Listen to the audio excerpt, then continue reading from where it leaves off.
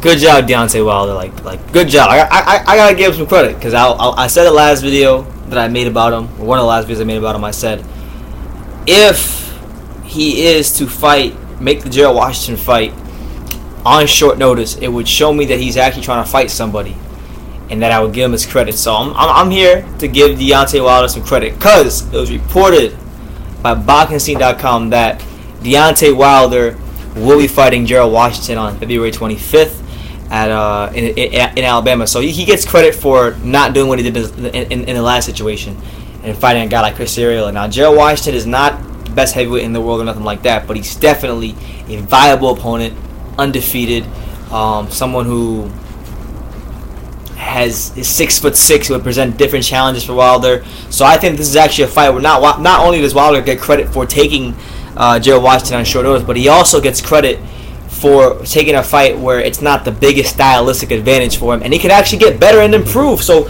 this is the type of fight that can help improve Deontay Wilder. So I'm looking forward to seeing how he does. But yeah, man, BoxingScene.com, it was reported that Gerald Washington is going to be fighting Deontay Wilder in a 12-round bout.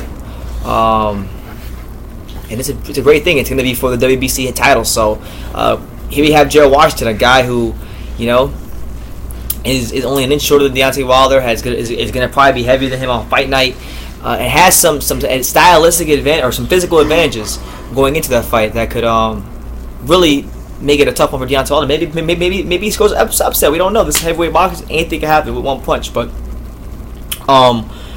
Washington has beat the guys like Ray Austin and I believe he had a draw to Amir Mansour. He has a decent little resume, but that's what it is, man. They're gonna be fighting. I'm looking forward to it. This is definitely a step up from Chris Arreola and some of the guys who've been fighting. And yeah, I just got to give him his credit. So for Gerald Washington, I went on the whole. I told you guys that Gerald Washington said he'd be there before the Warzig fight even fell apart. That he'd be right there to take the fight. And he has. And he also confirmed that after the Warzig fight fell apart. So Washington remained consistent with what he wanted to do. And he's taking the fight. His chance at a title shot. Which is a big deal because if I'm not mistaken, I'm not an expert on Gerald Washington. So maybe Mr. Boxing Today, if you're watching this video, you can let me know in the comment section. I'm pretty sure Gerald Washington comes from like a football background. And he took up boxing later on in his career. And he only has about 19 fights, so to fight, for the heavyweight title in your 19th fight against a guy like Wilder, who many people would deem as, a lot of people deem as one of the most destructive punchers in boxing, and you haven't really fought anything like that yet. He gets a lot of credit too. I mean, yes, it's for the title, but a lot of guys would have turned it down. So, shout out to Gerald Washington. I'm actually I had zero anticipation for that Warzig Wilder fight, but now that he's fighting Gerald Washington, now that's a fight I can look forward to.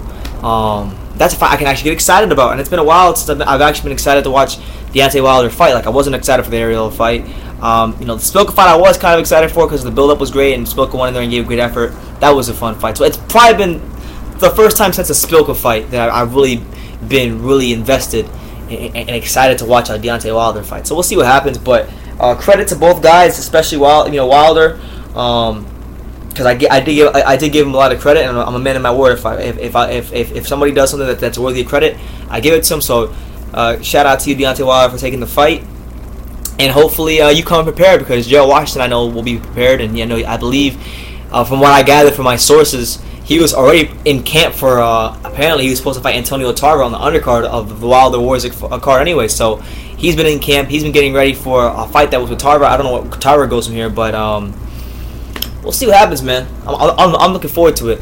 I think Gerald Washington, like I said, he's gonna give Wilder some problems that maybe he hasn't had to experience before. Because I believe the tallest opponent he has ever fought was Malik Scott, which was all the way back in 2014 or 13. And Malik Scott was only pushing about 6'4". Gerald Washington is 6'6", and on top of that, he also is heavier than Deontay Wilder. So if this becomes a fight to where they're fighting on the inside and Washington begins to lean on Wilder and get in his chest, it could be a fight where you see Wilder get tired, you see him fade, you see him not have steam on his punches. So I think the key for Wilder is going to be that jab. That jab that I believe is improved. Like it's been an improved jab, a more educated jab, but it hasn't been a tested jab because he's been fighting guys who are not necessarily the fastest in the world, are shorter than him. So like Spilka had some success, even though he's not the fastest guy, at getting inside, but he wasn't able to maintain it because, you know, I just think he didn't have enough skill to overcome the discrepancy in height.